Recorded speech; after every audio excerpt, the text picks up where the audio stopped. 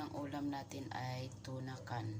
Meron ako dito guys, ang bell pepper nga red, tas onion. Lagyan natin ang onion guys. Yan, onion. Lagyan natin ang bell pepper natin nga red, at saka onion. Ako ng carrots, lagyan natin ng itlog.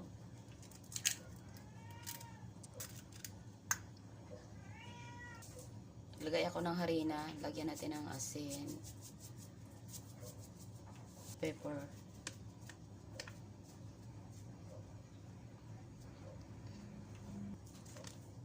lagay ako ng paprika,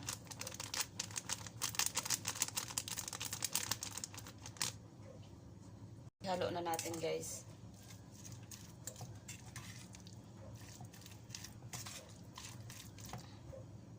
Natin ng garlic powder guys. Yan. Depende sa inyo guys kung ano ang ilagay nyo ng mga sangkap guys. Yan ang aking black pepper lang guys. Ang ilagay ko pang papalasa guys. At saka asin. Garlic powder. Paimusan niya.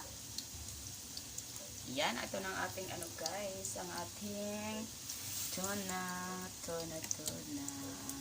Nakaluto na ba kayo guys ng ulam nyo? Yan, baliktad ko na siya guys. Ang aking